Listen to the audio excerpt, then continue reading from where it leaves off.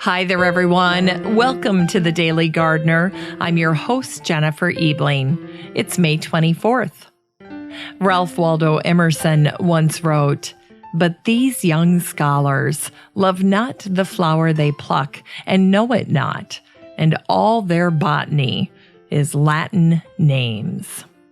There's more to gardening than nomenclature, and more than nomenclature, there's actually growing and knowing plants. Here's today's brevities.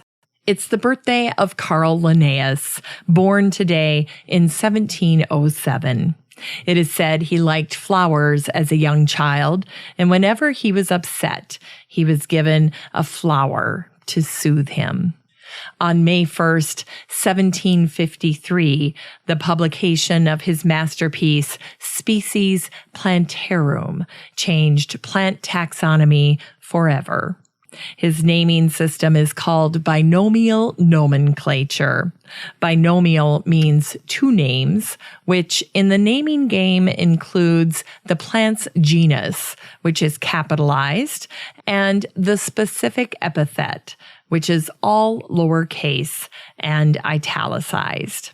If you have trouble remembering taxonomy, I like to think of it as the given name and surname of a person, but in reverse order. It was Linnaeus himself who said, "God created, Linnaeus ordered." There are so many stories about Linnaeus, but I thought I'd share a few of the more obscure stories about him and his work on his birthday. First, Linnaeus's friend Anders Celsius created the Centigrade thermometer with boiling water at 0 degrees and freezing at 100. 3 years later, it was Linnaeus who reversed the scale. Second, there is a memorable story about the genus Commelina. Linnaeus named the genus after the 3 Commelin brothers, 2 of whom achieved greatness in botany and 1 who died young. Linnaeus wrote, "Commelina has 3 petals, 2 of which are showy, where the 3rd is not conspicuous." Next time you see Commelina communis or the Asiatic Dayflower with 2 large blue petals and 1 very small white petal, you can think of the Commelins and Linnaeus's kind memorialization of the 3 brothers. Another fun story about Linnaeus involved a trip he took to Lapland, where he was given a raccoon named Sjupp. Linnaeus realized that he could use his new naming system to name animals as well as plants. So he first classified raccoons as Ursus loder, the washing bear. Fascinated by Sjupp's interactions with his habitat, Linnaeus observed that his students would often find themselves pestered relentlessly by Sjupp if they carried food like raisins or nuts in their pockets. Linnaeus found himself in a number of predicaments.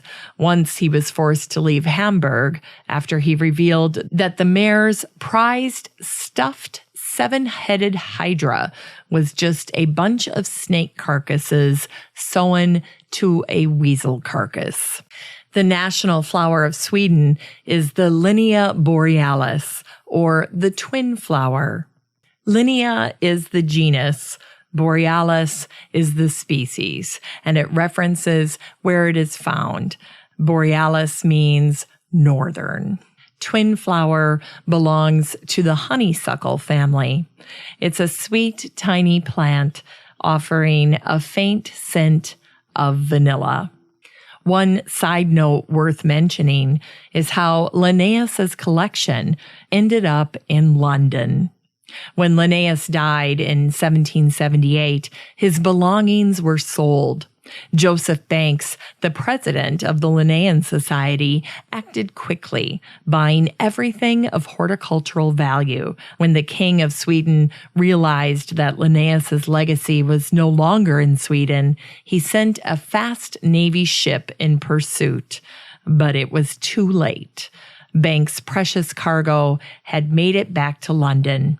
Thus, Linnaeus' collection is in London at the Linnean Society's Burlington House. In Unearthed Words, the Swedish author August Strindberg said, Linnaeus was in reality a poet who happened to become a naturalist.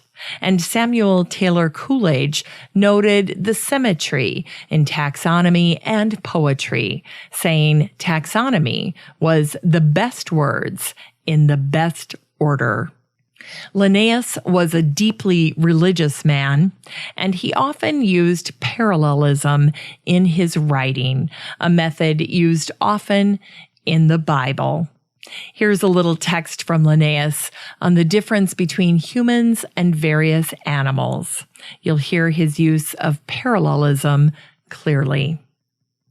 We have not the strength of the elephant, but our intelligence has tamed the strongest of them. We have not the speed of the hare, but our genius has learned to capture the speediest of them. We have not the front feet to dig through earth like the mole, but our minds have devised ways to bore through hard bedrock. Today's book recommendation is Linnaeus, The Man and His Work. This is a nice little resource on Linnaeus, published in 1983. You can get used copies on Amazon with the link in the show notes for under $7. For today's garden chore, once the danger of frost has passed, you can start to plant rhizomes like cannas.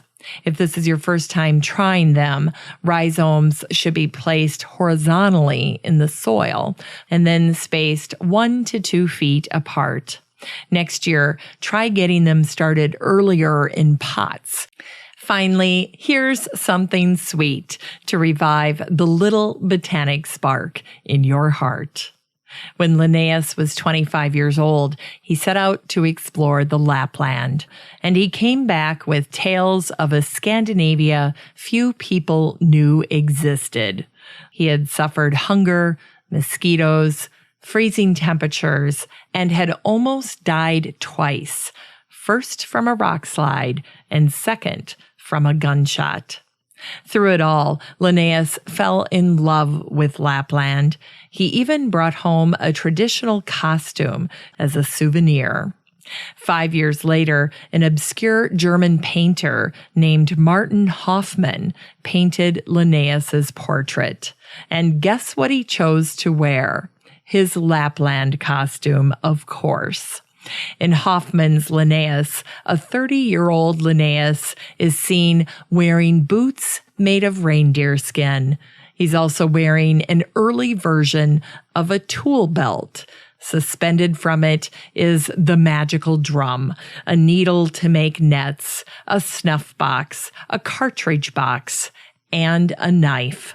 And in his right hand, he holds his favorite plant, the Twinflower, Linn-ee-ah Borealis. Thanks for listening to The Daily Gardener, and remember, for a happy, healthy life, garden every day. The Daily Gardener is produced weekdays in lovely Maple Grove, Minnesota. You can find complete show notes over at thedailygardener.org, and be sure to share the show with your garden friends. You can find The Daily Gardener on all your favorite social media, Instagram, Twitter, and Pinterest, and of course, Facebook. While you're over at Facebook, don't forget to join the Daily Gardener community. Just search for these 3 words, Daily Gardener Community. The group will pop right up, and then request to join. Finally, I want to thank my team at Podfly Productions, where my fabulous editor is Eric Begay. Have a great day in the garden, and we'll see you tomorrow.